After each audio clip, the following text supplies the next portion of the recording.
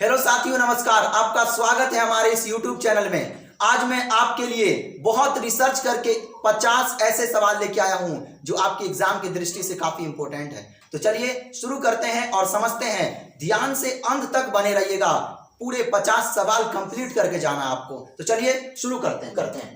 देखिए, सबसे पहला प्रश्न अपना यहाँ पे है, कह रहा है कि 2052 के अभाज्य गुणनखंड में 3 का घात, केवल 3 का घात चाहिए। तो सबसे पहले आपको क्या कर लेना है, 2052 का गुणनखंड कर लेना है। अगर मैं 2 से लगाऊं तो क्या हो जाएगा, 2 एकम 2 0, फिर 2 दूना 4, 2 छक्के 12, फिर 2 से लगाना है आपको तो क्या हो जाएगा, 2 पंचे 10, 2 एकम 2, 2 तिया 6। फिर देखिए अब 2 से नहीं लगेगा क्योंकि इसके अंत में एक विषम संख्या आ गया, तब मैं 3 से लगाऊंगा। ठीक है, 3 से लगाऊंगा तो क्या हो जाएगा, 3 एकम 3, 3 सत्ते 21 और 3 एकम 3, इस तरह हो जाएगा। फिर मैं 3 से लगाऊं तो 3 पंजे 15 और 3 सत्ते 21, फिर मैं 3 से लगाऊं तो यहां पे 19 हो जाएगा। साथियों ध्यान से देखना है, हमने 2052 का गुणनखंड किया तो क्या पाया हमने, 2 गुना 2 गुना 2 गुना, उसके बाद 3 गुना, सॉरी 2 कितना मर्तबा है, 2 ही मर्तबा है, तो 2 गुना 2 गुना 3 गुना 3 गुना 3, फिर क्या हमने पाया 19, क्या है 19। तो साथियों आपसे केवल किसका घात पूछ रहा है, 3 का घात। तो 3 गुना में 3 मर्तबा है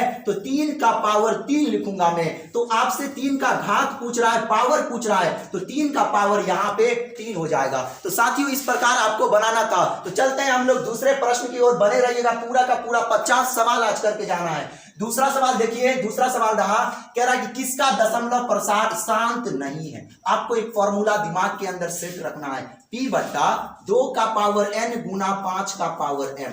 मैं एक चीज आपको बता देना चाहता हूं, यदि भिन्न के नीचे अगर 2 और 5 के फॉर्म में है तो वो क्या हो जाएगा, शांत हो जाएगा। यदि 2 और 5 नहीं है, अगर इस प्रकार रहे, अगर कोई संख्या इस प्रकार रहे तो क्या ये शांत होगा। साथियों बिल्कुल शांत होगा। क्यों, क्योंकि 2 का पावर कुछ नहीं तो 1। अब कहिएगा कि सर आपने तो 5 भी बोला है, तो सुनिए, तो 5 का पावर कुछ नहीं तो यहां पे मैं 0 लगा दूंगा। क्यों लगाऊंगा वो भी देखिए आप, 2 का पावर 1 2 ही रहेगा, और ये 5 का पावर, किसी भी संख्या का जो पावर रहता है, अगर x का पावर 0 a है तो वो 1 बन जाता है। किसी भी संख्या का पावर 0 1 बन जाएगा, और 2 को 1 से गुना करूंगा कोई फर्क नहीं पड़ेगा, जैसे का तैसे सवाल बन गया, लेकिन अपना काम बन गया। तो क्या करना है आपको ध्यान से देखना है, अगर कोई संख्या के नीचे 2 और 5 है तो वो शांत संख्या बनेगा, शांत हो जाएगा। अगर 2 और 5 के अलावा किसी में से 1 है, ठीक है, तो भी शांत बन जाएगा। लेकिन इन दोनों के अलावा अगर आ गया कोई संख्या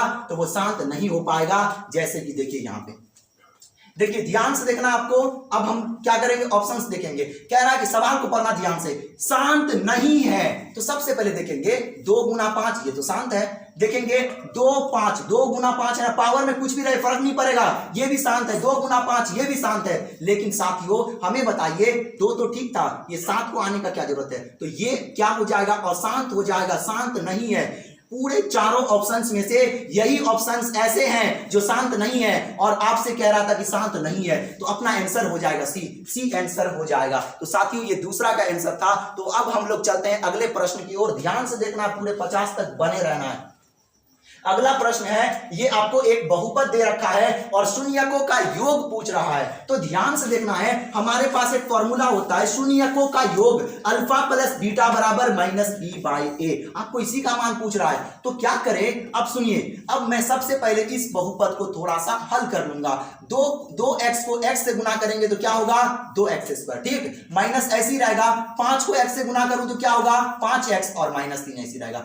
यहां पे ध्यान से देखना है आपको, ये जो x² का गुणांक होता है, x² का गुणांक होता है वो a का मान होता है। x का गुणांक को b का मान बोलते हैं। जो अचर पद होता है जिसके साथ x ना लगा हो उसे क्या बोलते हैं, c का मान बोलते हैं। अब देखिए हमको b का मान चाहिए, b का मान क्या है, b का मान है -5, और ये फॉर्मूला वाला माइनस, ठीक, हमने फॉर्मूला वाला माइनस दिया। b का मान क्या है, -5 दिया, और बट्टा के नीचे देखिए क्या है, a है, a का मान कितना है, 2 है, माइनस माइनस प्लस होगा, और ये 5/2। देखिए कौन सा ऑप्शन है, तो ये अपना कौन हो गया, D is the correct answer, D विकल्प हो जाएगा 5/2। तो ये तीसरा प्रश्न था। अब हम लोग चलेंगे चौथे प्रश्न की ओर। ध्यान से देखना आपको, समीकरण इतना का एक मूल -3 हो तो p का मान निकालिए। सबसे पहले मैं बता दूं, अगर कोई संख्या का मूल दिया हुआ है, अगर कोई बहुपद का मूल दिया हुआ है ना, इसका मतलब ये हुआ कि उस बहुपद में चर के जगह पे रख देने पे वो 0 के बराबर कर दे तो वो उसका मूल है, अन्यथा वो उसका मूल नहीं है।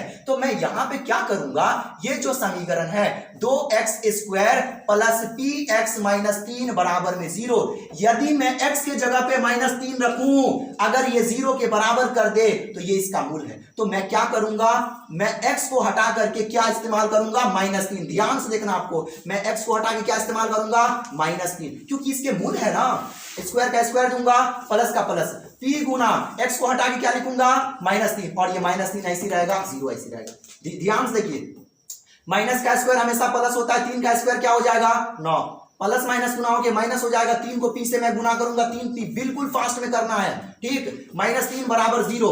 अब देखिए मैं क्या करूंगा, 9 दूना कितना हो जाएगा, 18 -3p बराबर 18 -3p, और ये -3 बराबर में 0। साथियों देखिए अब क्या होगा, ध्यान से देखिए, -3p को मैं इधर ही लिखूंगा, ये देखिए 18 में से 3 गया तो 15, प्लस 15, और 15 को मैं उस साइड भेज दूंगा तो -15, माइनस माइनस खत्म, और 3 एकम 3, 3 पंचे 15। तो यहां पे जो अपना p का वैल्यू आया है साथियों, वो p का वैल्यू कितना आया है, 5 आया है। तो अपना कौन सा विकल्प होगा, तो विकल्प C होगा साथियों। अब हम लोग चलते हैं अगले प्रश्न की ओर। अगला प्रश्न 5वां प्रश्न है, यदि बहुपद, ये अपना एक बहुपद है कि शून्यक अल्फा बीटा हो तो अल्फा इंटू बीटा का मान। साथियों आपको सवाल पे भी ध्यान बनाए रखना है, यदि आप सवाल को नहीं देखेंगे, केवल फॉर्मूला को देखेंगे तो कहीं तो सही हो सकते हैं, लेकिन ज्यादातर आपका गलत हो सकते हैं। तो ध्यान से, हमारे पास एक फॉर्मूला है, एक फॉर्मूला होता है अल्फा प्लस बीटा बराबर -b/a, एक फॉर्मूला होता है अल्फा इंटू बीटा बराबर c/a। कब ये होता है, जब ax² plus bx plus c बराबर 0 हो, ये द्विघात समीकरण का सामान्य रूप है। तो क्या होता है, तब ये फॉर्मूला लागू होता है। लेकिन अभी जो देखेंगे वहां पे प्लस के जगह पे माइनस कर दिया है, तो क्या होगा हमें बताइए, b का मान तो क्या हो जाएगा, -b। चेक कीजिए, इसमें ना होता है b का मान, चेक कीजिए क्या होगा, -b, और ये फॉर्मूला का फॉर्मूला, सॉरी माइनस का माइनस लेंगे, फॉर्मूला वाला जो माइनस। ध्यान से, हमने ये तो अभी हमने लिखा है, सवाल देखिएगा ना, तो b का मान क्या है, -b। देखिए b के जगह पे चेक कीजिए, x का गुणांक b का मान होता है, तो x का गुणांक -b है, तो b का मान हमने -b दिया, और ये फॉर्मूला वाला माइनस दिया, बट्टा a का मान चेक कीजिए, तो x² का गुणांक a का मान होता है, तो a के जगह पे a ही देंगे, माइनस माइनस क्या होगा, प्लस प्लस, और ये क्या हो जाएगा, b बट्टा है। अगर साथियों आपने फॉर्मूला याद किया है अल्फा प्लस बीटा बराबर -b/a, यदि आपको यहाँ पे एग्जामिनर अल्फा प्लस बीटा देता तो कितने विद्यार्थी क्या करते पता है, -b/a टिक कर देते। लेकिन इस बहुपद के अकॉर्डिंग जो सही बनेगा वो क्या बनेगा, +b/a, ठीक। लेकिन फिलहाल मैं आपको कुछ कॉन्सेप्ट समझा रहा हूं, एक सवाल पे 2-3 कॉन्सेप्ट समझा रहा हूं। फिलहाल अपना ये सवाल नहीं है, अपना सवाल नीचे वाला है, ध्यान से देखना, आपको नीचे वाला सवाल देखना है, ठीक है। ध्यान से देखिए, अपना कौन सा है, ध्यान से देखिए, अल्फा इंटू बीटा बराबर c/a होता है। c का वैल्यू कौन है, c है, देखिए c का मान c ही रहेगा, c का मान c रहेगा, और a का मान a रहेगा, तो c/a कौन सा आंसर हो जाएगा, तो c इसका सही आंसर हो जाएगा। आपने फॉर्मूला भी याद किया होगा, अल्फा इंटू बीटा मतलब शून्यकों का गुणनफल बराबर c/a, तो ये बिल्कुल सही है, ये इस पे लागू हो रहा है। लेकिन शून्यकों का योगफल होता तो इस बहुपद जिसमें थोड़ा सा चेंज कर दिया है उसके अकॉर्डिंग इसका आंसर बदल जाता, तो आपको ध्यान बनाए रखना है, ठीक है। अब हम लोग अगले प्रश्न की ओर चलते हैं। अगला प्रश्न अपना 6ठा प्रश्न है, कह रहा निम्नलिखित में कौन सा श्रेणी में है, मतलब समांतर श्रेणी एपी में है, अर्थमेटिक प्रोग्रेशन बोलते हैं, ठीक। तो देखिए एपी में कब होगा, नाम ही है समांतर श्रेणी, समान हो, जिसका कॉमन डिफरेंस समान हो उसे हम समांतर श्रेणी कहेंगे। कैसे, देखिए कैसे चेक करना आपको क्या करना है, समांतर श्रेणी है, आगे वाले में से पीछे वाले को घटाना, डी निकालने के लिए क्या करना पड़ता है, आगे वाले पद में से पीछे वाले पद को घटाना पड़ता है। तो 5 में से 2 को घटाएंगे तो 3, और 7 में से 5 को घटाएंगे तो 2, ये क्या हुआ, ये तो डी का मान अलग निकल गया, तो ये अपना आंसर नहीं होगा, ये समांतर श्रेणी में है ही नहीं। समांतर श्रेणी का मतलब होता है हर एक के बीच का जो अंतर है वो समान होना। पहले देखिए इधर कितना बढ़ रहा है, 2 3 5 +3 हुआ और यहाँ पे +2 हुआ, तो समान थोड़ी है। इसमें भी समान देखिए नहीं हो पाएगा, इसमें भी नहीं हो पाएगा। इसमें देखिए स्क्वायर में है, ये भी नहीं हो पाएगा क्योंकि 2 का स्क्वायर 4, 3 का स्क्वायर 9 हो जाएगा और 7 का स्क्वायर 49 हो जाएगा। कितना हो जाएगा?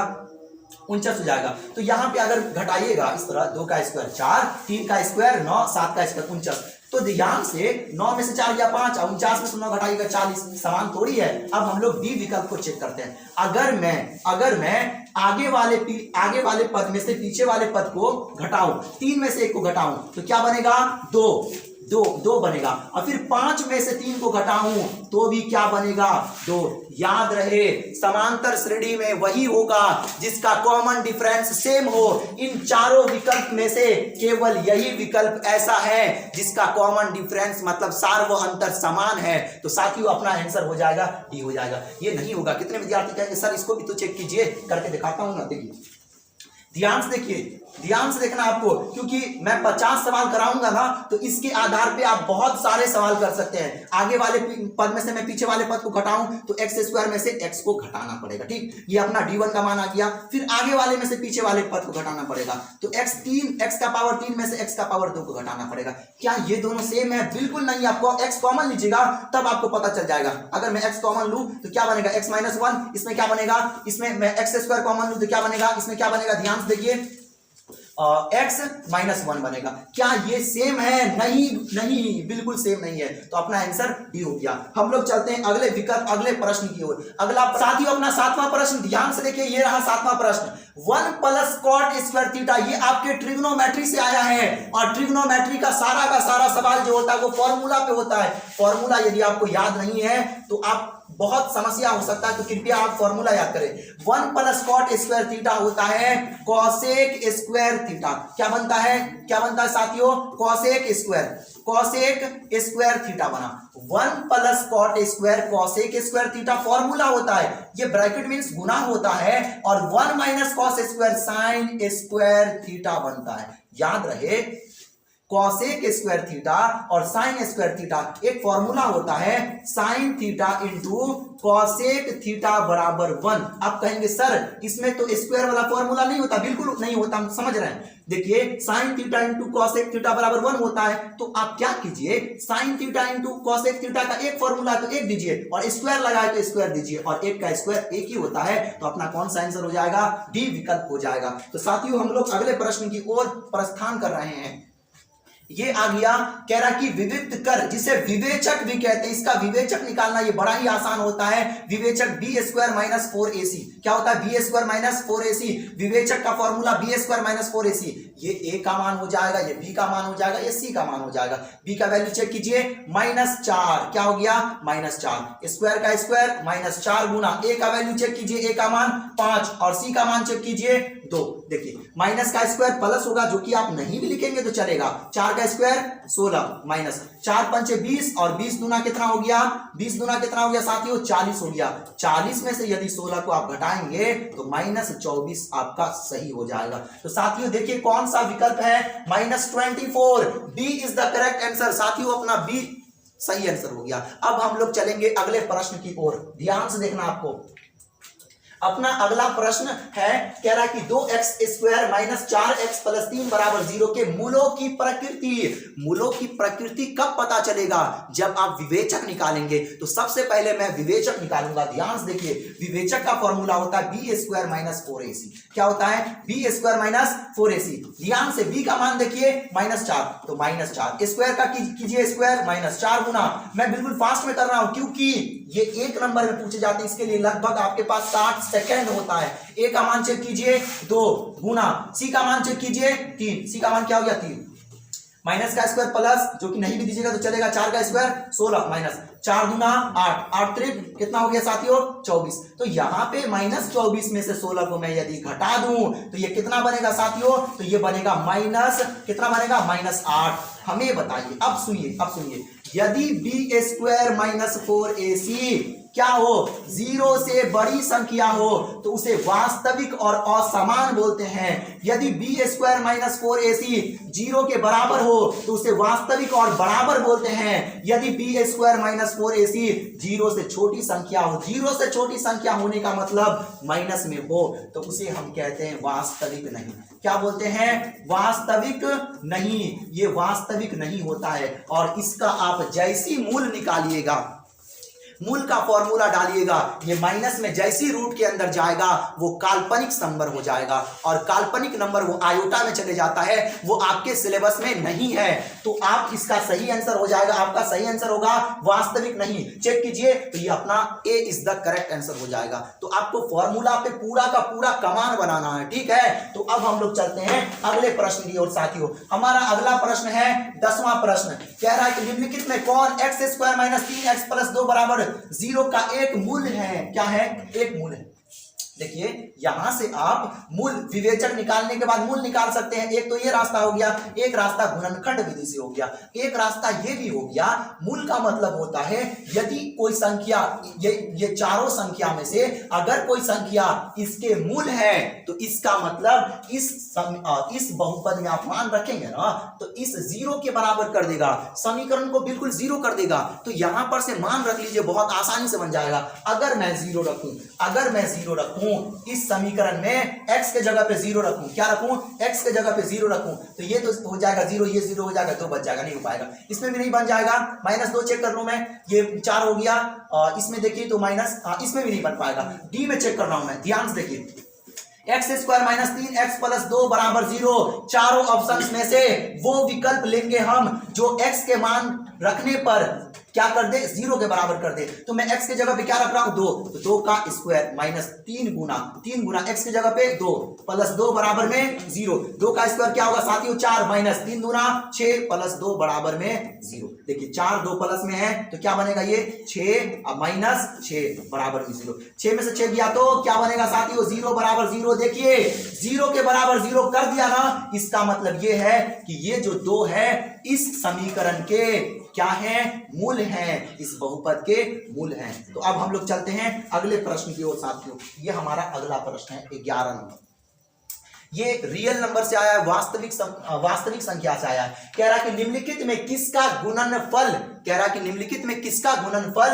एक परिमेय संख्या है। तो सबको गुना कीजिए, बड़ा ही आसान है ये सवाल बड़ा ही आसान है और आपको एकदम दिमाग से खेलना, दिमाग पे करना। देखिए 3 पंचे 15, रूट के अंदर 15 आएगा। क्या बताइए, रूट के अंदर 15, इसका क्या ये पूर्ण वर्ग संख्या है, नहीं है ही नहीं। 15 किसी का स्क्वायर होता ही नहीं, तो ये तो नहीं हो पाएगा। ठीक, ये देखिए 8 दूना 16 क्या हो जाएगा, 8 दूना 16, और इसको निकालू तो 4 बनेगा ना, बिल्कुल बनेगा। तो जैसी पता चल गया कि यही होगा परिमेय संख्या, तो ये दोनों ऑप्शंस को चेक करने का जरूरत ही नहीं है। आपको आंसर से मतलब है, आपको किससे मतलब है, आंसर से, क्योंकि ये ऑब्जेक्टिव है, क्योंकि इसमें बहुत कम समय होते हैं, 60 सेकंड, लगभग 60 सेकंड होते हैं। ठीक, तो अब हम लोग चलते हैं अगले प्रश्न की ओर। इसमें कुछ भी नहीं था, हमने गुना किया 8 दूना 16 और 16 को रूट से बाहर निकाला, तो ये एक परिमेय संख्या बन गया जो p बट्टा q के रूप में, जो भिन्न के रूप में उसे परिमेय संख्या कहेंगे।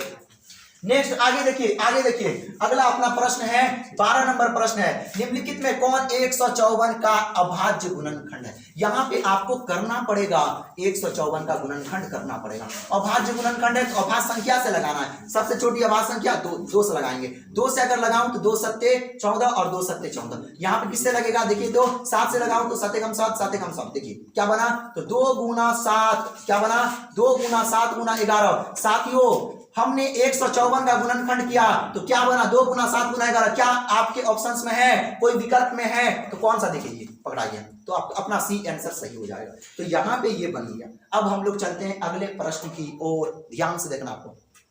ये अपना 13 नंबर का प्रश्न है। बने रहिएगा साथियों, क्योंकि आज मैं बहुत मेहनत करके आपके लिए मैंने बहुत रिसर्च किया है, उसके बाद मैंने ये 50 सवाल लाया है। ठीक है, तो ध्यान दीजिएगा और बने रहिएगा। कह रहा है कि निम्नलिखित में कौन एक घाती समीकरण है, एक घाती जिसके अधिकतम घात 1 हो उसे रैखिक भी बोलते हैं, रैखिक बहुपद भी बोल देते हैं, रैखिक समीकरण बोलते हैं। ठीक, यहाँ पे क्या है, समीकरण है जिसके अधिकतम घात क्या हो, 1 हो, उसे क्या कहेंगे, एक घाती समीकरण। ठीक, तो इसमें आपको चेक करना है। सबसे पहली बात बताइए, इसके 2 घात है, ये हो सकता है क्या, नहीं। इसके 2 घात है, क्या ये हो सकता है, नहीं। अब चेक कीजिए, अब कहिएगा सर इसके एक घात है, आंख बंद करके आंसर नहीं लगाना है, थोड़ा सा दिमाग चलाना है। बिल्कुल सही, ये एक घाती समीकरण तो दिख रहा है, लेकिन इधर भी प्लस में x, इधर भी प्लस में, दोनों बीच में बराबर है, इधर भी प्लस में, इधर भी प्लस में, ये कट जाएगा, बचा ही नहीं ना।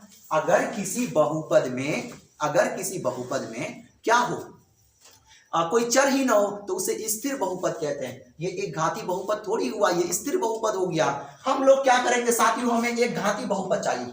चेक कीजिए, ये x का स्क्वायर करेंगे, यहां पे आपको a प्लस बी को होल स्क्वायर पे तोड़ने की कोई जरूरत नहीं है, क्योंकि ये आपका ऑब्जेक्टिव प्रश्न है। तो x स्क्वायर का गुणांक क्या होगा, ध्यान से दिमाग पे खेलिए, तो x स्क्वायर। अब प्लस में उस साइड है x स्क्वायर, तो क्या ये कट जाएगा, बिल्कुल कटेगा, लेकिन ये बच जाएगा ना 4x का पावर 1, इसे एक घात कहेंगे, एक घात है, तो अपना कौन सा विकल्प हो जाएगा, बी इसका सही आंसर हो जाएगा। आप जितना फास्ट कर सकते हैं उतना फास्ट करने का प्रयास कीजिएगा, ठीक है। अब हम लोग चलते हैं अगले प्रश्न की ओर। अगला प्रश्न आपके टीवी स्क्रीन पे यही था क्या, देखिए ये कह रहा निम्नलिखित में कौन सा द्विघात समीकरण है, क्या है, द्विघात समीकरण, जिसके अधिकतम घात 2 हो उसे हम द्विघात समीकरण कहते हैं। अब चेक करते हैं किसके अधिकतम घात 2 है। अब देखिए इसका पावर 1, इसका पावर 2, कहीं पे कट भी नहीं रहा है, कट रहा है क्या, कहीं पे ये कुछ भी कट भी नहीं रहा, एकदम से देखने से पता चल रहा है। जैसे द्विघात समीकरण का सामान्य रूप क्या है, ax square plus bx plus c है ना, बराबर में 0। हमें बताइए क्या इसी फॉर्म में है, बिल्कुल इसी फॉर्म में है, तो अपना आंसर सी हो जाएगा। थोड़ा सा अपने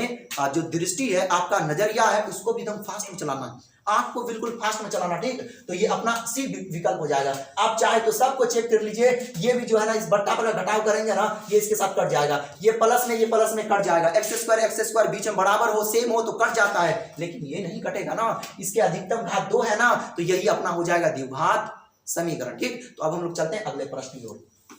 देखिए अगला प्रश्न 15 नंबर प्रश्न है, कह रहा कि यदि समीकरण इतना के एक मूल बराबर हो, हमें बताइए मूल कब बराबर होता है, जब b स्क्वायर माइनस 4ac, जब b स्क्वायर माइनस 4ac 0 के बराबर हो, तब मूल समान होता है, मूल बराबर होता है, वास्तविक और बराबर होता है ना, बिल्कुल। अब मैं क्या करूंगा, यहां पे इसके मान को पुट करूंगा, a का मान 4 है, b का मान -3k, x का गुणांक होता है b का, k को नहीं छोड़ना है, ठीक, और ये c का मान हो जाएगा। तो अपना b का मान क्या है, -3k, स्क्वायर का स्क्वायर, -4 गुना a का वैल्यू चेक कीजिए 4, और c का मान चेक कीजिए 1 बराबर में 0, क्या बनेगा 0, माइनस का स्क्वायर प्लस 3 का स्क्वायर 9, और k का स्क्वायर बनेगा k स्क्वायर, माइनस का स्क्वायर प्लस 3 का स्क्वायर 9, k का स्क्वायर k स्क्वायर, माइनस 4 चौके 16, 16 को 1 से गुना करेंगे 16 बराबर में 0, क्या बनेगा 0। यहां से प्लस हटा भी सकते हैं, 9k स्क्वायर बराबर, ये -16 उस हट गया तो +16। अब मैं k का मान निकालूंगा, k स्क्वायर बराबर, तो 16 ऐसे ही रहेगा, और जो गुना में होता है वो बट्टा के नीचे। तो यहां पे साथियों k स्क्वायर का मान कितना आया, 16/9। क्या हमें k स्क्वायर का मान निकालना है, नहीं, हमें k का मान निकालना है। तो स्क्वायर में जैसे ही हटाऊंगा तो प्लस माइनस के साथ रूट चढ़ जाएगा इसके, 16/9। अब देखिए प्लस माइनस ऐसे ही रहेगा, 16 को रूट से बाहर निकालू तो क्या बनेगा साथियों 4, क्योंकि 4 का स्क्वायर 16 होता है, 9 को निकालू तो ये क्या बनेगा 3। देखिए कौन सा विकल्प सही है, ध्यान से देखिए अपना कौन सा विकल्प, +-4/3, कहां है +-4/3, ये डी नंबर, जहां रहेगा वहां से ढूंढ के लाएंगे साथियों, आपको बस बने रहना है अंत तक। अब हम लोग चलते हैं अगले प्रश्न की ओर। ये अपना 16 नंबर का प्रश्न है, यदि किसी द्विघात बहुपद के शून्यकों का योग और शून्यकों का गुणनफल इतना हो तो वह द्विघात बहुपद होगा। ध्यान से, अगर किसी द्विघात बहुपद में शून्यकों का योग दिया हो, ध्यान से मेरे बात को नोट कीजिएगा, पॉइंट टू बी नोटेड, अगर किसी बहुपद में शून्यकों का योग दिया हो और शून्यकों का गुणनफल दिया हो, तब आपको बहुपद पूछे तो उसका एक फॉर्मूला होता है, उसका फॉर्मूला होता है x square minus alpha plus beta into x plus alpha गुना बीटा। याद रहे यहाँ पे माइनस होगा, यहाँ पे प्लस होगा, ये अपना फॉर्मूला है। कब, जब शून्यकों का योग दिया हो और शून्यकों का गुणनफल दिया हो। अल्फा प्लस बीटा को शून्यकों का योगफल कहते हैं, और अल्फा इंटू बीटा को शून्यकों का गुणनफल कहते हैं। मान बैठाइए, एक्स स्क्वायर ऐसी रहेगा माइनस अल्फा प्लस बीटा का मान चेक कीजिए 2।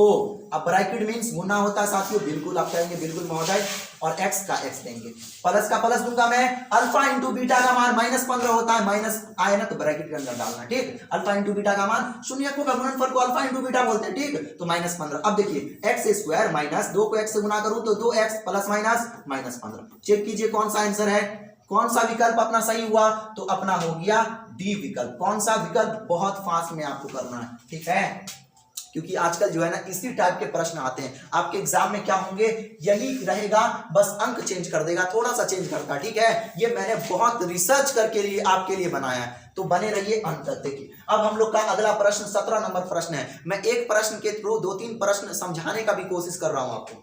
अगला प्रश्न देखिए, ये 17 नंबर का प्रश्न है, कह रहा निम्नलिखित में कौन सा श्रेणी में नहीं है। श्रेणी में नहीं है मतलब कि उसके बीच का जो सार्व अंतर है वो समान नहीं है। पहला चेक करेंगे, देखिए 12 और 16 कितना कितना बढ़ा, तो 12 4 16, 16 4 20, ये तो श्रेणी में दोनों सेम आ गया, मतलब श्रेणी में। लेकिन अपने को कौन सा आंसर चाहिए जो समांतर श्रेणी में नहीं हो, तो ये आंसर तो नहीं होने वाला। इसको चेक कीजिए, देखिए 2 का स्क्वायर 4, 5 का स्क्वायर 25, 7 का स्क्वायर 49, 25 में से 4 को घटाएंगे तो कितना होगा 21। अगर इसमें से इसको घटाने पे 21 होता है तो ये भी श्रेणी में होगा। तो 49 में से 25 गया तो ये कितना बचेगा साथियों, ये बचेगा 24। कितना बचेगा 24। क्या ये दोनों समान है, क्या ये कॉमन डिफरेंस समान है, नहीं। तो अपना कौन सा आंसर होगा, सवाल में कह रहा था कौन समांतर श्रेणी में नहीं है, यही समांतर श्रेणी में नहीं है, बाकी सब समांतर श्रेणी में है। तो ये अपना विकल्प गलत, ये गलत, ये गलत, ये गलत। आपको जैसे ही आंसर मिले ना बाकी ऑप्शंस को आपको देखना ही नहीं, क्योंकि बहुत कम समय होता है। समय का जो है ना शुद्ध उपयोग करना है, ठीक, समय का शुद्ध उपयोग करना सीखिए आप। अगला देखिए, अगला प्रश्न अपना 18 नंबर है, कह रहा कि समांतर श्रेणी ये दिया गया है, इसका सार्व अंतर बड़ा ही आसान होता है। सार्व अंतर को डी से डिनोटेट करते हैं, उसको बोलते हैं कॉमन डिफरेंस। क्या बोलते हैं, कॉमन डिफरेंस। तो सुनिए, तो सबसे पहले कॉमन डिफरेंस के लिए क्या करना पड़ता है, अगला पद में से पीछे वाले पद को घटाना पड़ता है। तो डी निकालने के लिए √8 में से √2 को घटाऊंगा मैं। तो 8 को अगर मैं रूट से बाहर निकालूं, 8 का गुणनखंड आपके लिए मैं कर रहा हूं, 2 गुना 2 गुना 2 गुना 2 होगा कि नहीं होगा, बिल्कुल होगा। आप कहेंगे बिल्कुल सर, माइनस √2 को अभी मैं कुछ नहीं कर रहा हूं, ठीक। 2 को जोड़ा मिला, पेयर मिला, बाहर निकालिए, ये बच गया, इसको रहने दीजिए अंदर। अब माइनस √2 बच गया, क्या, बिल्कुल। सुनिए, 2 को √2, ये हमारे पास 2 √2 है, और यहां पर कुछ नहीं तो 1 √2 है। यदि 2 √2 में से 1 √2 चले जाए तो क्या 1 √2 नहीं बचेगा। इस 1 को आप डाल भी सकते हैं, इस 1 को आप हटा भी सकते हैं। √2 देखिए अपना कौन सा आंसर है, तो अपना बी विकल्प इसका सही हो जाएगा। तो साथियों इस प्रकार आपको पूरा का पूरा हल करना है। अब हम लोग चलते हैं अगले प्रश्न की ओर। अपना अगला प्रश्न 19 नंबर है, पूरा 50 सवाल करके जाएंगे, चाहे कुछ भी हो जाए। यदि इतना श्रेणी में हो तो x का मान निकालें। देखिए ये जो है ना शुद्ध रूप से नहीं दिया है, ये प्रथम पद हो गया ना, ये द्वितीय पद हो गया, तृतीय पद हो गया, ठीक है। तो ये x के जगह पे कुछ होगा, ठीक है। तो सवाल में कह रहा है कि x का मान निकालिए, तो उसके लिए क्या करना होता, सुनिए। अगर आपको कोई श्रेणी दिया हो, उसमें p का मान निकालना हो या a का मान कुछ भी निकालना हो, तो क्या करना होगा, आपको पहले d1 निकालना होगा। मतलब क्या कि अगला पद में से पीछे वाले पद को घटाना पड़ेगा। तो 3x में से मैं क्या घटाऊंगा, 2 पद है इसलिए मैं ब्रैकेट लगा रहा हूं। ये सब गणित के इस नियम का ख्याल रखना है आपको। इधर क्या होगा, x प्लस 2, क्या होगा, x प्लस 2। d1 बराबर 3x माइनस ऐसी रहेगा, ये माइनस और ये प्लस गुना हो के माइनस और x का x कैसे हुआ, ध्यान दीजिए, माइनस प्लस गुना हो के माइनस और ये 2 क्या साथ। देखिए 3x में से 1 x गया तो 2x माइनस 2। हमने d1 निकाला कितना, 2x माइनस 2। अब मैं क्या निकालूंगा साथियों, अब मैं निकालूंगा d2 निकालने के लिए अगला पद में से इस पद को घटाना पड़ेगा। तो 4x प्लस 1 में से किसको घटाना पड़ेगा साथियों, किसको घटाना पड़ेगा, इस वाले बीच वाले पद को, 3x को मैं घटाऊंगा। तो 4x में से 3x गया तो x प्लस 1 बचेगा कि नहीं बचेगा, बिल्कुल बचेगा।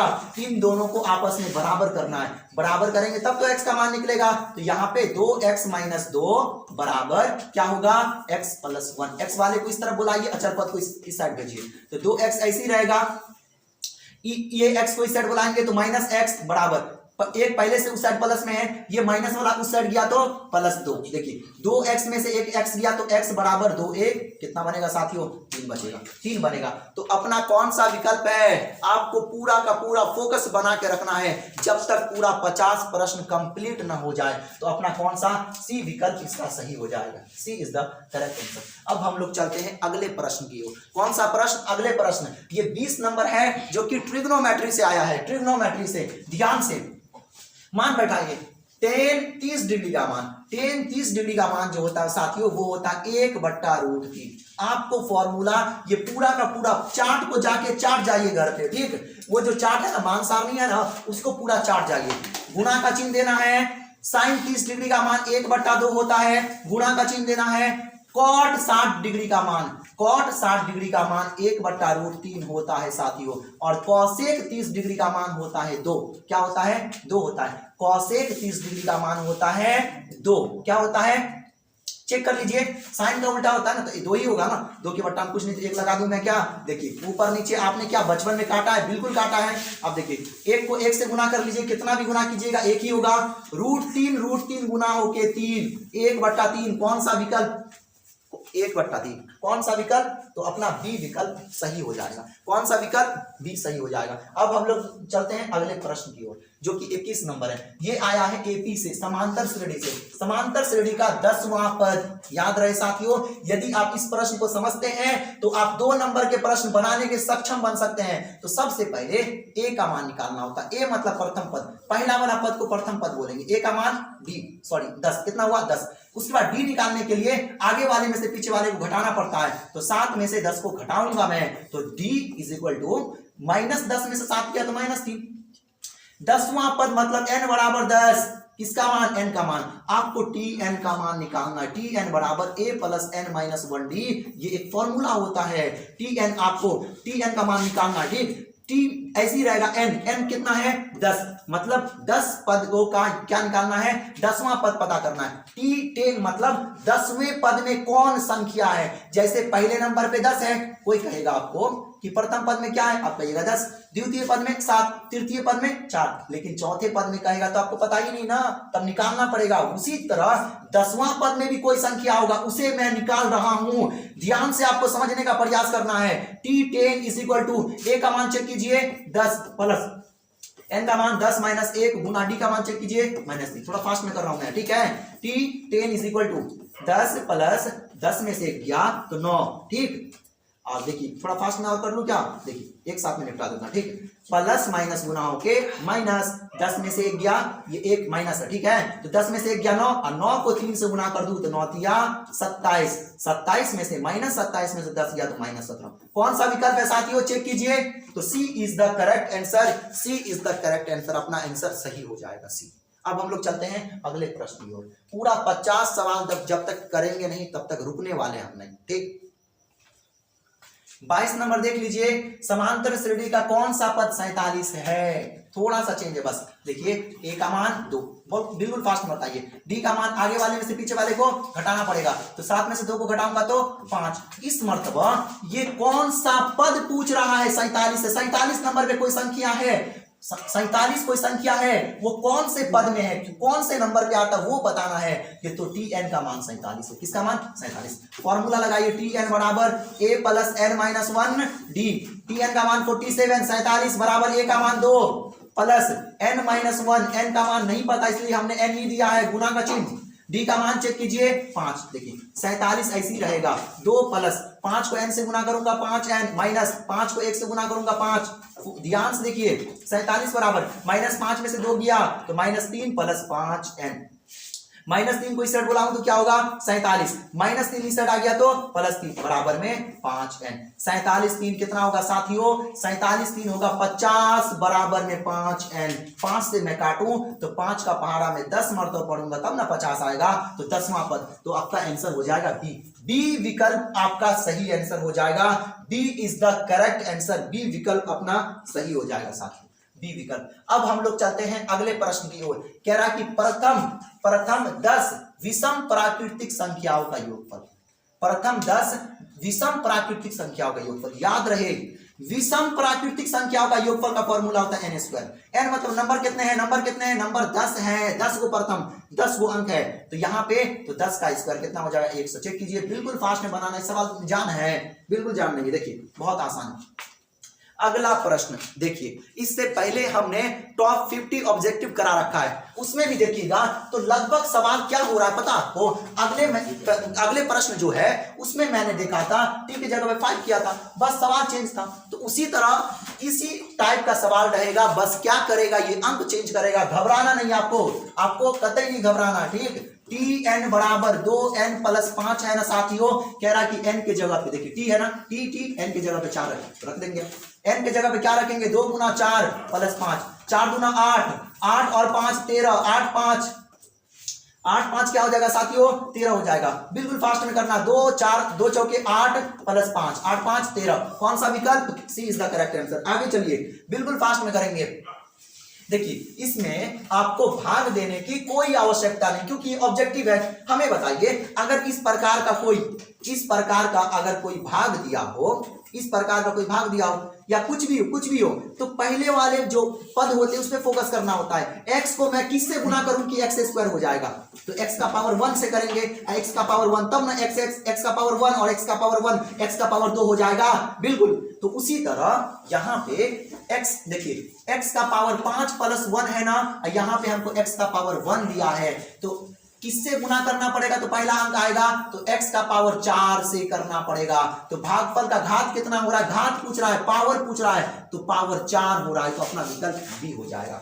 आपको भाग देने की कोई आवश्यकता नहीं, क्योंकि ये 2 नंबर के प्रश्न नहीं है, ये ऑब्जेक्टिव है, इसे दिमाग से बनाना होगा, ठीक।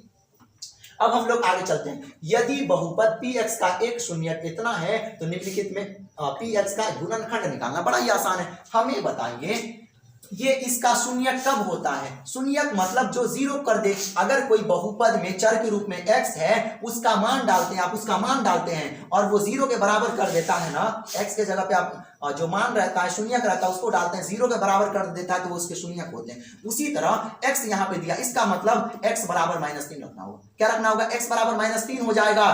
x का जो मतलब x बराबर -3, ये -3 एक शून्यक है। अब क्या कीजिए, गुणनखंड निकालना। क्या करना आपको, x को मैं इस साइड अगर बुला दूं तो माइनस में इधर है, इस साइड आएगा तो +3 बराबर 0।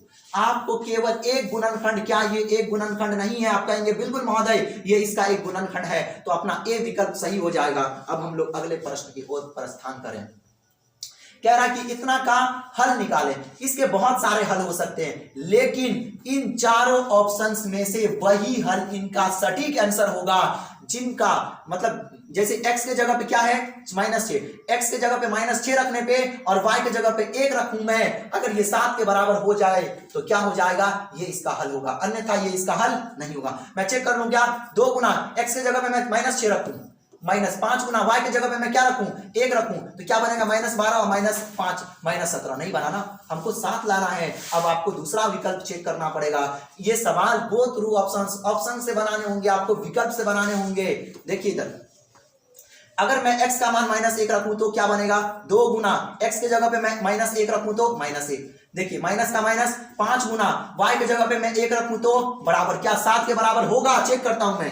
देखिए माइनस ऐसी रहेगा, ये होगा क्या, नहीं हो, बिल्कुल नहीं हो पाएगा। देखिए कैसे होगा, 2 क्या हो जाएगा, ये 2 हो जाएगा, 2 को 1 से गुना करूंगा 2 और 5 बराबर में 7, ये -2 और -5 -7 बराबर 7, बराबर थोड़ी है, -7 इज नॉट इक्वल टू 7, याद रखना आपको, ये इसके बराबर नहीं है, तो ये विकल्प भी अपना सही नहीं हुआ। कौन सा विकल्प सही होगा, डी को मैं चेक कर लूं क्या, बिल्कुल फास्ट में करना, आपको समझाना है इसलिए मैं इस प्रकार कर रहा हूं, अन्यथा मैं बिना कॉपी चलाए भी कर सकता हूं, ठीक। देखिए अब मैं डी विकल्प चेक कर रहा हूं, 2 गुना x को हटा के क्या रखूंगा 6 रखना, x को हटा के 6 -5 गुना y को हटा के क्या रखना है, y का मान 1 रखना है। किसके बराबर होना चाहिए साथियों, किसके बराबर होना चाहिए, तो 7 के बराबर हो जाना चाहिए, 7 के बराबर, ठीक। तो 6 गुना 12 माइनस 5 गाम 5 बराबर में 7, 12 में से 5 किया तो 7 बराबर 7। देखिए 7 इज इक्वल टू 7 आ गया साथियों, मतलब 7 के बराबर 7 आ गया, तो ये इसके हल है, कौन, डी, तो अपना डी विकल्प सही हो जाएगा। अब हम लोग चलते हैं अगले प्रश्न की ओर, ठीक। अगला प्रश्न अपना 28 नंबर है। कितना नंबर साथियों? 28 नंबर है। बड़ा ही ध्यान से आपको 28 नंबर में देखना होगा।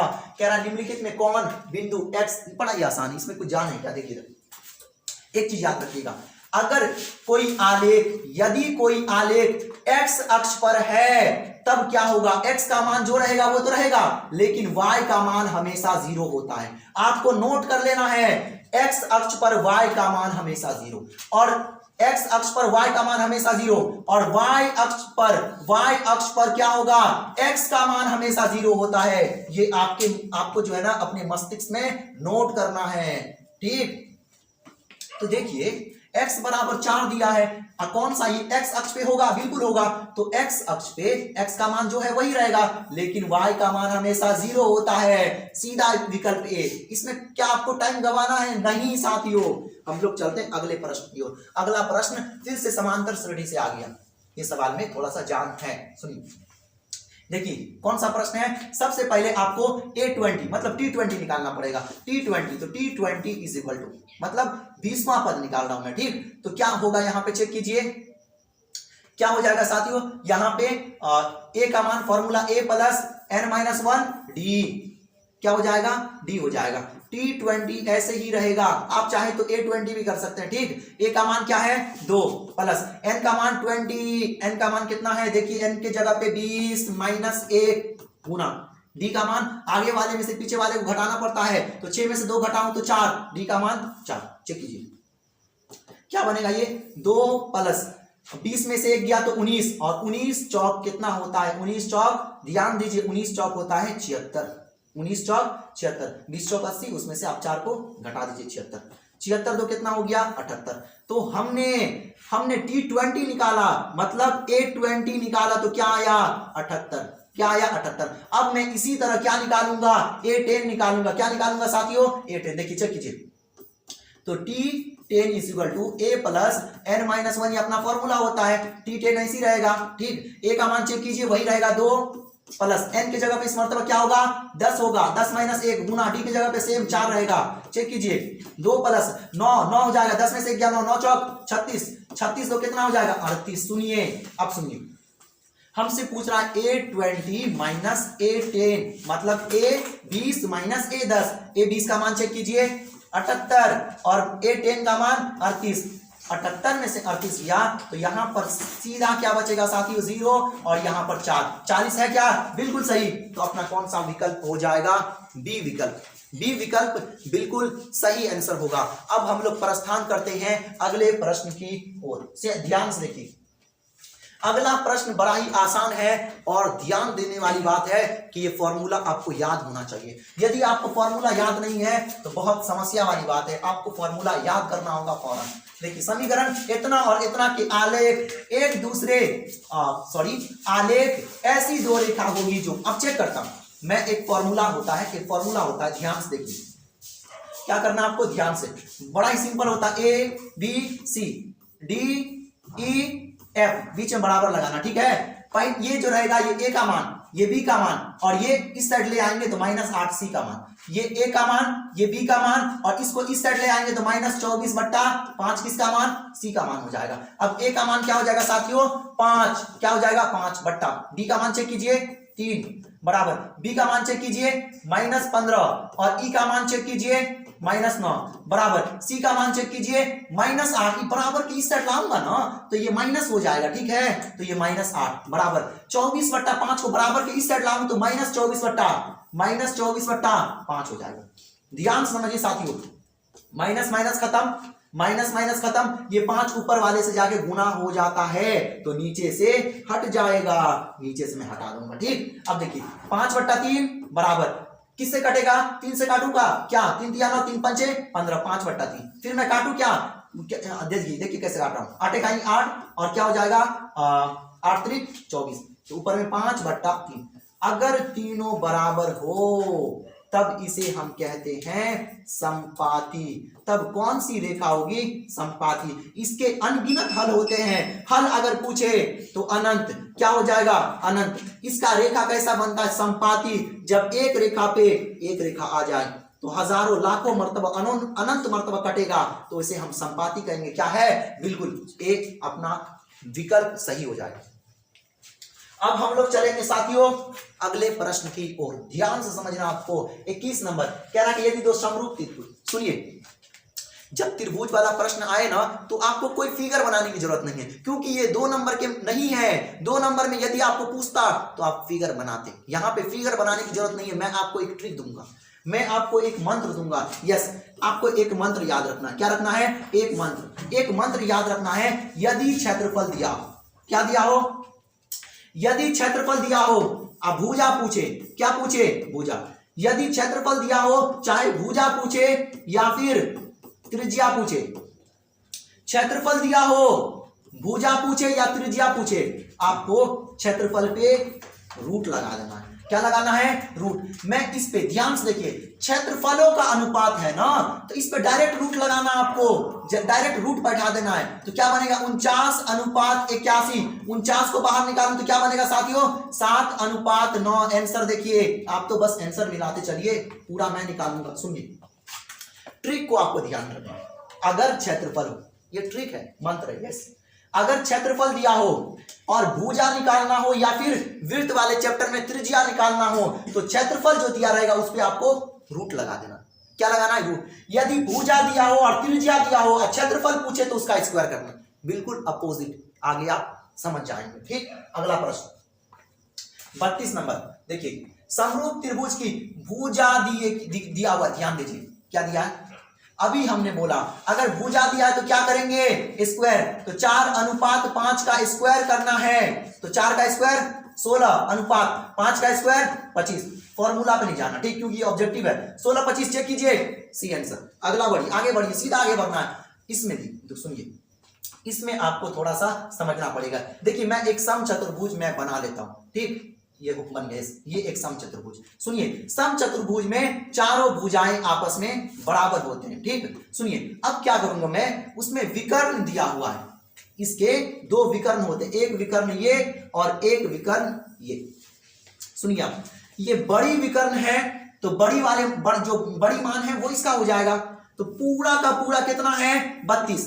पूरा का पूरा मान 32, लेकिन हमने इसे 2 भागों में बांटा है, यहां पे एक रेखा डाल के, तो यहां से यहां तक हो जाएगा 16 और यहां से 16, तब ना 16 16 32 होगा। सेम चीज, छोटा विकर्ण पूरा यहां से यहां तक 24 है, यहां से यहां तक 24 है, तो ये 12 और ये भी 12। सुनिए, क्या आपको कोई राइट एंगल ट्राइंगल नहीं दिख रहा? क्या आपको समकोण त्रिभुज नहीं दिख रहा है? इधर थोड़ा सा अपने गर्दन को ऐसे कीजिए, ऐसे करके देखिए, तो ये बन जाएगा कर्ण।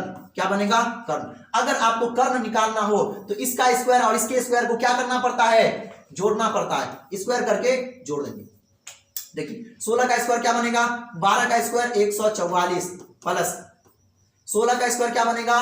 256। जोड़ दूंगा तो क्या बनेगा? 400।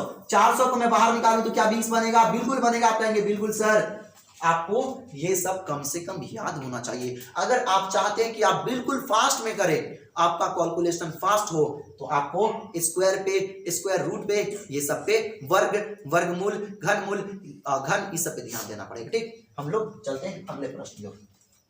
अगला अपना ट्रिग्नोमेट्री, कुछ है ही नहीं भाई, ट्रिग्नोमेट्री से आए ना, कुछ है ही नहीं। देखिए, टेन कितना का मान चाहिए? 30 डिग्री का मान, 1/√3। स्क्वायर तो स्क्वायर, किसका चिन्ह है? प्लस है, प्लस लगाइए, ठीक। कॉट 60 डिग्री का मान होता है 1/√3, आपको याद होना चाहिए। स्क्वायर से रूट खत्म, स्क्वायर से रूट खत्म, 1/3 प्लस 1/3।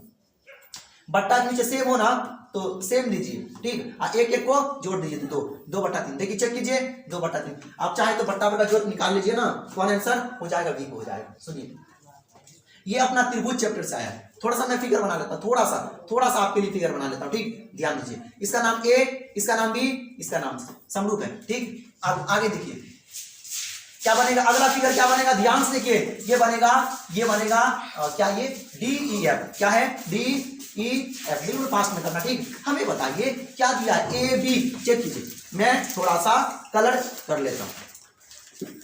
AB, क्या ये? AB क्या है? AB किधर चेक कीजिए? AB, तो AB, ठीक। फिर क्या है? DE चेक कीजिए, कौन है? DE चेक कीजिए, ये रहा DE, ठीक। उसके बाद AC चेक कीजिए साथियों, ये रहा AC।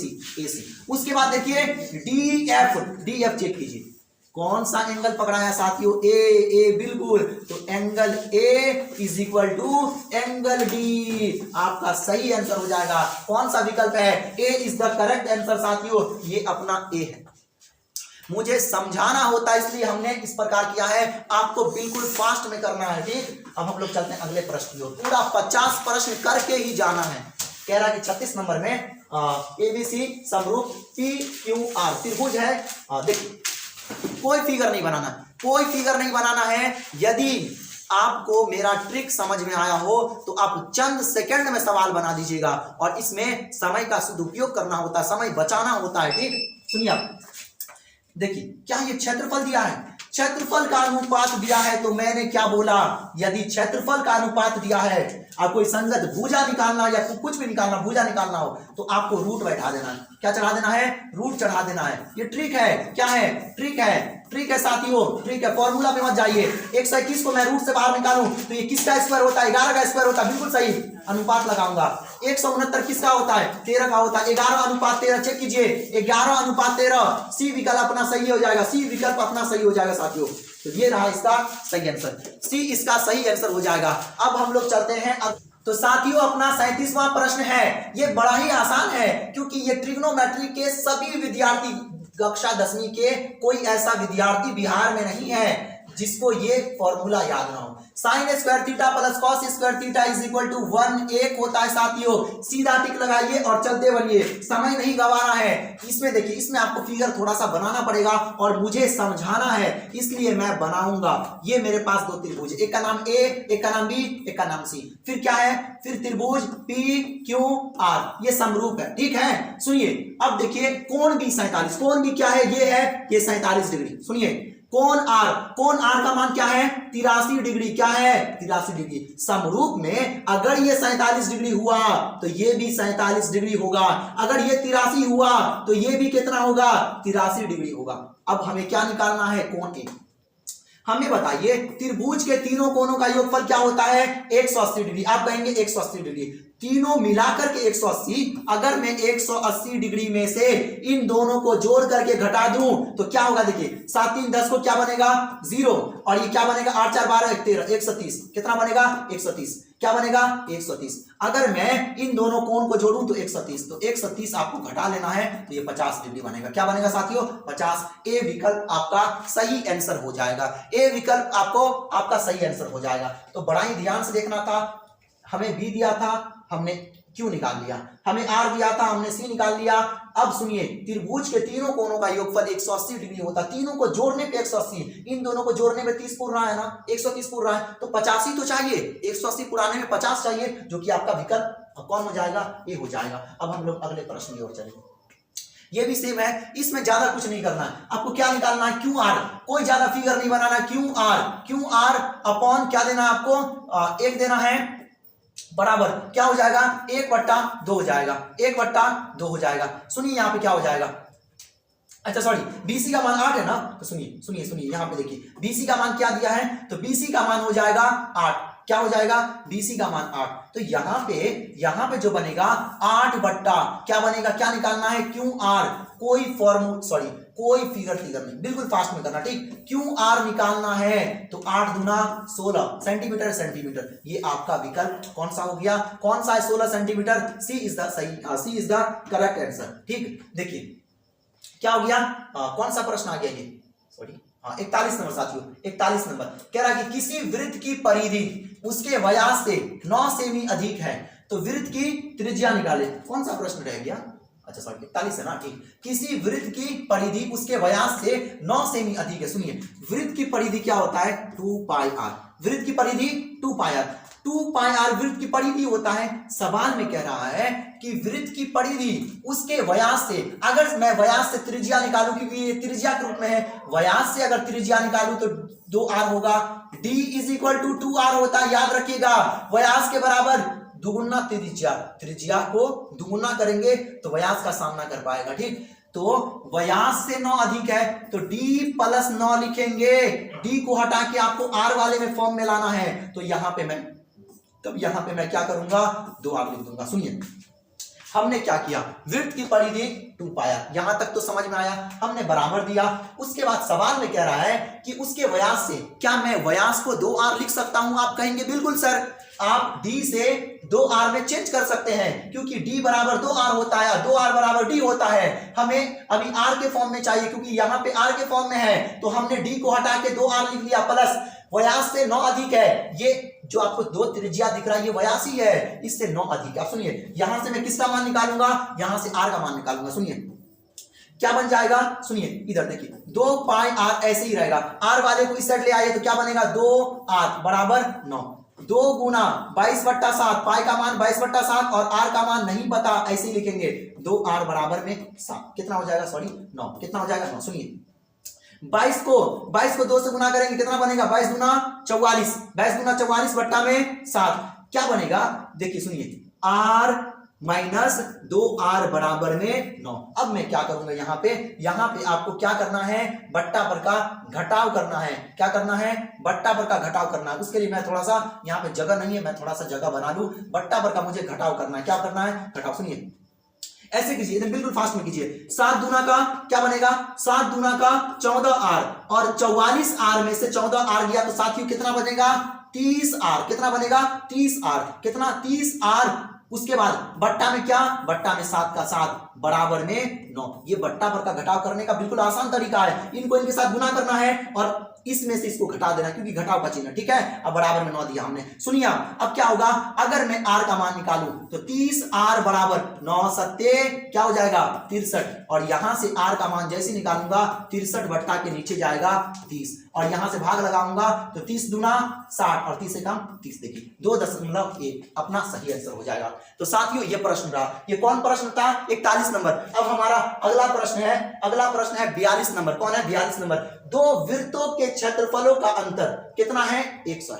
2 वृत्तों के क्षेत्रफलों का अंतर। सुनिए कोई प्रश्न रह गया क्या, कोई प्रश्न छूट गया है, सुनिए तो कोई प्रश्न छूट गया शायद, मुझे लग रहा है, यस कोई प्रश्न मैंने स्किप किया है क्या, कोई प्रश्न स्किप किया है, हाँ यस 40 नंबर। सुनिए 40 नंबर प्रश्न छूट गया था, देखिए हमने 39 बनाया था, 40 नंबर प्रश्न छूट गया था। सुनिए कह रहा कि एक त्रिभुज है, हमने एक त्रिभुज बनाया, ठीक, जिसका नाम ए बी सी रख दिया, हमने ए बी सी रख दिया। सवाल में कह रहा कि ए डी, कोई यहाँ पे बिंदु डी होगा, कह रहा कि ए डी ये क्या है, ये लंब है बी सी, तो ए डी से बिंदु डी पे लंब डाल दिया हमने। अब सवाल में कह रहा कि ए डी डी सी बराबर 8, डी सी का मान, डी सी चेक कीजिए, ये रहा 8, ये 8 सेंटीमीटर, ठीक, सेंटीमीटर में सेंटीमीटर में, तो डीसी जितना है उतना ही एडी है, एडी मतलब ये भी 8 हो जाएगा। ये जो आपको लंब, ये जो लंब दिख रहा है ना, ये 8 हो जाएगा, 8 सेंटीमीटर। कितना सेंटीमीटर साथियों,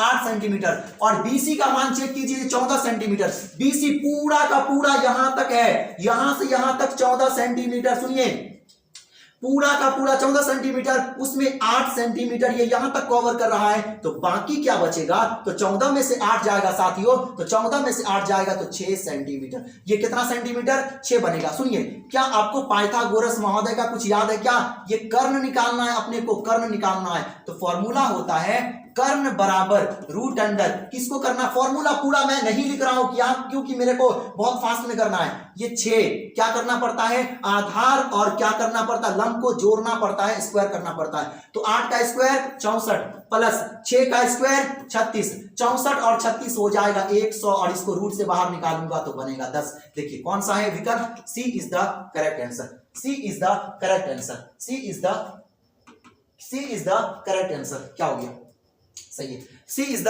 correct answer, C is the correct answer. ठीक, तो 47 कौन सा अपना 47। अब अपन लोग चलेंगे 43 नंबर पे। ठीक, 43 नंबर कह रहा कि यदि बिंदु इतना और इतना के बीच की दूरी 5 हो तो P बराबर होगा, क्या होगा, P बराबर होगा। सुनिए क्या करना है, ये दूरी सूत्र से बनेगा, हमें बताइए दूरी बराबर क्या होता है, फॉर्मूला बनता है x1 माइनस x2 का whole square plus y1 minus y2 का होल स्क्वायर। सुनिए दूरी कितना दिया है, दूरी 5 दिया है, 5 रखिए बराबर। सुनिए देखिए x1 ये पहला x1 का मान, ये x2 का मान, ये y1 का मान, ये y2 का मान। बिल्कुल फास्ट में कर रहा हूं क्योंकि बहुत कम समय क्या बोलते हैं, ऑब्जेक्टिव में बहुत कम समय लगाना होता है। x1 का मान 5 में से 2 को घटाएंगे, स्क्वायर करेंगे, प्लस उसके बाद p में से 0 को घटाएंगे और स्क्वायर करेंगे। सुनिए साथियों, 5 प्लस, अब क्या करना पड़ता है, स्क्वायर हटाने, देखिए p है ना, तो इसका स्क्वायर, सुनिए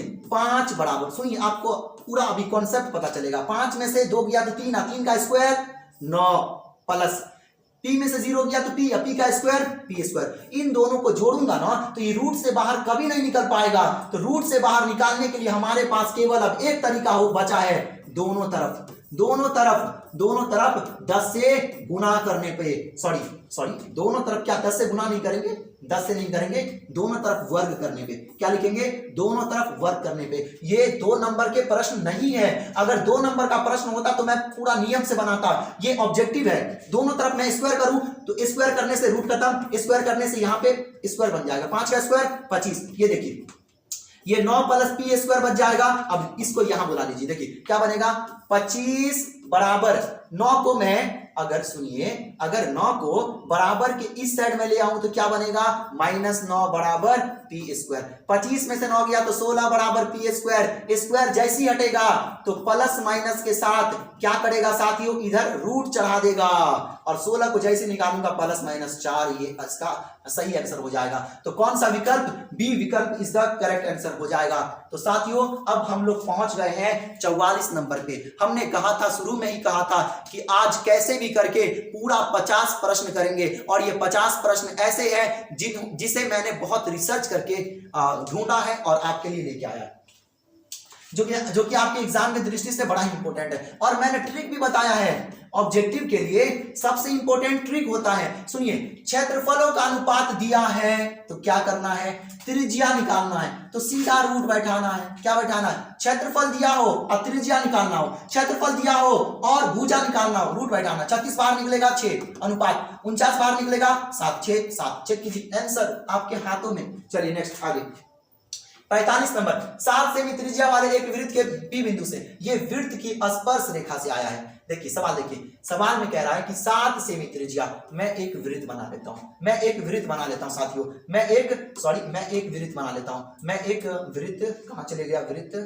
यस ये देखिए मैं एक वृत्त बना लिया, मैंने एक वृत्त बनाया, ठीक, वृत्त बना लिया जिसकी त्रिज्या, ये त्रिज्या रहा, ये इसका त्रिज्या रहा, कितना सेंटीमीटर, 7 सेंटीमीटर। सवाल में कह रहा है कि एक बिंदु P है, इस बिंदु को हमने क्या माना, P माना, ठीक है, इस बिंदु को P माना, P से कितना है 24 सेमी है, कितना है 24 सेमी। अब मैं क्या करूंगा, 24 सेमी लंबी स्पर्श रेखा PT खींचिए। तो यहां से कोई स्पर्श रेखा ये होता है जो वृत्त को टच करता हुआ निकले, ठीक, कितना है ये 24, कितना है 24 सेंटीमीटर, कितना सेंटीमीटर 24 सेंटीमीटर, इसका नाम क्या है T। कह रहा है कि PT खींचिए। उसके बाद O वृत्त का केंद्र है, ठीक, O डाला हमने, OT, O को T किससे मिलाना है, T से। सुनिए ये बन गया आधार, ये बन गया लंब, और इसे हम क्या बोलेंगे, कर्ण। क्या पाइथागोरस महोदय का फॉर्मूला आपको याद है, यदि आपको कर्ण निकालना है तो क्या करना पड़ेगा, इसका स्क्वायर करके जोड़ देना पड़ेगा, ठीक। तो देखिए क्या करना पड़ेगा, 24 का स्क्वायर 576 प्लस, और 7 का स्क्वायर क्या करना होगा 49। इन दोनों को जोड़ने के बाद मैं बाहर रूट से बाहर निकालूंगा तो क्या बनेगा 576 और 49, क्या बनेगा 576 और 49 बन जाएगा। चेक कीजिए साथियों क्या बनेगा, ये बन जाएगा 625। क्या बनेगा 625 को मैं बाहर निकालूं तो 25। सुनिए जब 25 का स्क्वायर 625 हो सकता है तो 625 का वर्गमूल भी 25 होगा। तो साथियों अपना आंसर बी हो गया, B is the correct answer, इसका सही आंसर बी हो गया। अब हम लोग प्रस्थान करेंगे अगले प्रश्न की ओर। अब केवल 5 प्रश्न रह गए हैं, ध्यान से समझना आपको। 46 नंबर ट्रिक से बनेगा, किससे बनेगा, ट्रिक का इस्तेमाल करना। देखिए त्रिज्या का अनुपात दिया है ना, यस त्रिज्या का अनुपात दिया है, आपको क्षेत्रफल का अनुपात निकालना है तो इसका स्क्वायर कर दीजिए साथियों। यदि त्रिज्या का अनुपात दिया हो और क्या निकालना हो, क्षेत्रफल निकालना हो तो स्क्वायर कर दीजिए। 2 का स्क्वायर 4, अनुपात 3 का स्क्वायर 9। देखिए कौन सा आंसर है, आप तो बस आंसर मिलाते चलिए, ध्यान दीजिए ये इसका सही आंसर हो गया। ये ट्रिग्नोमेट्री से आया है जो कि बड़ा ही आसान होता है। सुनिए कह रहा है कि साइन 52 डिग्री, इनमें से किसी एक को चेंज करना है तो मैं साइन को चेंज करता हूं। तो फॉर्मूला होता है साइन 90 डिग्री में से 52 डिग्री को घटाना पड़ता है, तो 90 डिग्री में से 52 डिग्री को घटाऊंगा तो 38 डिग्री। और जैसे जब इसको चेंज करूंगा ना, तो इसको चेंज नहीं करना आपको, ठीक, minus cos 38 degree, 38 degree sine से क्या बनेगा, कॉस बनेगा, और ये 38 डिग्री का 38 डिग्री, माइनस का माइनस, और ये कॉस का कॉस 38 डिग्री का 38 डिग्री, कॉस 38 खत्म होके क्या जीरो नहीं बनेगा, बिल्कुल बनेगा साथियों। तो ए अपना सही आंसर हो गया, ए सही बना आंसर। अब हम लोग चलेंगे 48वें प्रश्न की ओर। कह रहा कि किसी वृत्त के केंद्र से, फिर से ये वृत्त की स्पर्श रेखा से आ गया, तो उसके लिए हमको एक फिगर ड्रॉ करना पड़ेगा। मैं आपको समझाने के लिए कर रहा हूं, आपको करने की कोई आवश्यकता नहीं, ठीक। ये केंद्र हो गया। कह रहा कि किसी केंद्र से 13 सेमी दूर, मान लीजिए इस प्रकार कोई है, कितना है 13 सेंटीमीटर। इस बिंदु का नाम क्या रख देता हूं मैं, पी रख देता हूं, ठीक। पी से खींची गई स्पर्श रेखा की लंबाई, ये स्पर्श रेखा होगा, जो टच करे उसे स्पर्श रेखा, कितना है 12 सेंटीमीटर। ये आपको त्रिज्या निकालना साथियों, सुनिए, इसे कर्ण बोलेंगे, इसे आधार बोलेंगे, इसे क्या बोलेंगे, आधार, और इसे मैं क्या बोलूंगा, लंब। मतलब आपको लंब निकालना है, तो फॉर्मूला होता है कर्ण का स्क्वायर में से आधार के स्क्वायर को घटाना पड़ता है, रूट के अंदर। सुनिए, 13 का स्क्वायर 169 में से 13 के स्क्वायर में से 13 का स्क्वायर 169 में से 12 का स्क्वायर 144 को घटाऊंगा तो ये बनेगा साथियों 25। अब 25 को बाहर निकालूं तो 5 निकलेगा लंब।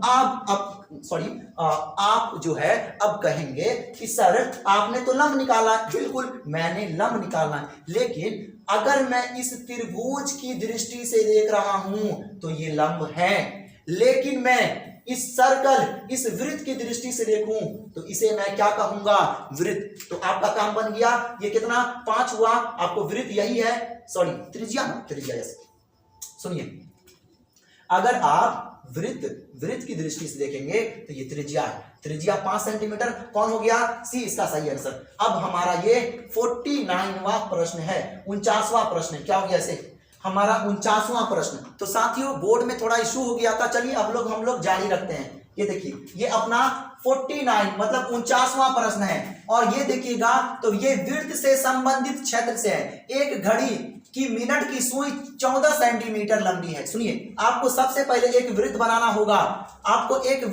होगा, और हमने एक वृत्त बनाया। ये वृत्त का ये सेंटर है, ये इसका केंद्र है। अब ध्यान से देखिए, और इसकी क्या है, सुई। हमें बताइए, अगर कोई सुई यहां पे ऐसे है, ये क्या हुआ, एक तरह से क्या हुआ, ये इसका त्रिज्या हुआ, तो ये 14 सेंटीमीटर। कितना सेंटीमीटर है, 14 सेंटीमीटर है। इसके द्वारा 15 मिनट में अगर 12 यहां पे है तो क्या होता है, यहां पे 3 होता है, 3 मतलब 15, 1 मतलब 5 मिनट, 2 मतलब 10 मिनट, 3 मतलब 15 मिनट, यहां तक जाएगा तो यही ना रहेगा, इसका जो त्रिज्या रहेगा वो चेंज होगा क्या, नहीं होगा। ये 14 सेंटीमीटर, ये भी 14 सेंटीमीटर, इसे मैं बोलता हूं त्रिज्या खंड। इसे कहा जाता है त्रिज्या खंड। इसे क्या कहा जाता है साथियों, त्रिज्या खंड, इसे बोलते हैं त्रिज्या खंड। अब इसका क्षेत्रफल निकालना है, तो त्रिज्या खंड का जो क्षेत्रफल होता है उसका फॉर्मूला होता है पाई आर स्क्वायर थीटा बट्टा 360 degree, pi r square theta बट्टा 360 डिग्री। साथियों क्या होता है, पाई आर स्क्वायर थीटा बट्टा 360 डिग्री। यहां पे मैं लिख रहा हूं पाई आर स्क्वायर थीटा बट्टा 360 डिग्री। सुनिए, पाई का मान 22/7 गुना आर का मान चेक कीजिए 14 सेंटीमीटर। क्या हो जाएगा साथियों, 14 सेंटीमीटर का होल स्क्वायर है तो स्क्वायर दूंगा थीटा के जगह पे। सुनिए, अब कोई वृत्त है यहां पे इस प्रकार, यहां पे 12 पे था, 3 पे गया, मतलब 15 मिनट ये किया, 15 मिनट रचित क्षेत्रफल 15 मिनट हुआ, तो इसके बीच का जो कोण होता है ना वो 90 डिग्री का होता है। याद रखना, आपको पूरा कोण जो होता है वो 360 डिग्री, उसमें से इतना दूरी तय किया है तो इतना कितना हो जाएगा, 90 डिग्री। कितना डिग्री, 90। तो यहां पे दूंगा मैं 90 डिग्री। कितना डिग्री, 90। अब बट्टा में फॉर्मूला के अकॉर्डिंग 360 डिग्री काटिए, यहाँ पे 9 चौक 36, 4 मर्दों में कटा, फिर 2 से काटूंगा, 2 दूना 4, इसको 2 से काटू 11 बन गया, फिर 2 से काटू, ये कितना बन जाएगा, अभी रुक जाइए, आगे काट लेता हूं मैं, जगह थोड़ा सा नहीं है, मैं इसे यहां से मिटा रहा हूं, ध्यान से समझिए। अब क्या करूंगा, ऊपर 11 बट्टा में 7 गुना 14 का स्क्वायर कर लीजिए। स्क्वायर करने से अच्छा है कि 14 को आप गुना में 2 मरतबा लिख लीजिए साथियों। अब बट्टा के नीचे क्या बचा था, केवल 2 बचा था, 2 से काटिए, 2 सत्ते 14, 7 से 7 खत्म, 14 को 11 से गुना कीजिएगा तो 154। कितना बनेगा, 154। तो अपना बी विकल्प सही रहेगा। अगर मैं इसे 2 नंबर में बताता ना तो पूरा नियम से बनाता। ये आपका ऑब्जेक्टिव प्रश्न है, है, बहुत फास्ट में करना होता साथियों। अब हम लोग आगे चलेंगे। ये आज का अंतिम प्रश्न है, ये आज का अंतिम प्रश्न है। 50 नंबर प्रश्न है, कह रहा कि सेक स्क्वायर 30 डिग्री, फॉर्मूला बताइए। सेक 30 डिग्री का फॉर्मूला हमें बताइए जल्दी से। क्या आपको याद है? क्या आपने मान सारणी याद कर रखा है? सेक किसका उल्टा होता है? ऐसे भी आप पता लगा सकते हैं सेक किसका उल्टा होता है। तो कॉस का, कॉस 30 डिग्री का मान क्या होता है? √3/2। तो सेक क्या क्या बनेगा? 2/√3। क्या बनेगा? 2/√3। स्क्वायर है तो स्क्वायर लगाऊंगा मैं, और tan 30 डिग्री का मान 1/√3 बनेगा साथियों। स्क्वायर का स्क्वायर लगाऊंगा, स्क्वायर से देखिए 2 का स्क्वायर बनेगा 4, और ये स्क्वायर से रूट खत्म हो जाएगा 3। इसमें 1 का स्क्वायर 1 बनेगा, और स्क्वायर से रूट खत्म, ये 3 का 3 बच जाएगा। ये 3 का क्या बचेगा? ये 3 बचेगा। यहाँ पे है माइनस का चिन्ह। अब घटाइए, 4 में से 1 गया तो 3, और 2 को 3 रहेगा ना बट्टा के नीचे, तो 1 3 दीजिएगा और कट के हो गया 1। तो अपना लास्ट का जो आंसर हो गया वो ए इज द करेक्ट आंसर। तो साथियों आज हमने पूरे 50 ऐसे प्रश्न किया है जो कि आपके एग्जाम की दृष्टि से बड़ा ही इंपॉर्टेंट है। हमें उम्मीद है कि आप इसे करके जाएंगे। इसे आप 1-2 मरतबा और देख लीजिए ताकि आपके मस्तिष्क में ये पूरा का पूरा बैठ जाए। तो आज के लिए इतना ही। अब हम लोग मिलते हैं अगले वीडियो में, तब तक के लिए all the best. Thank you.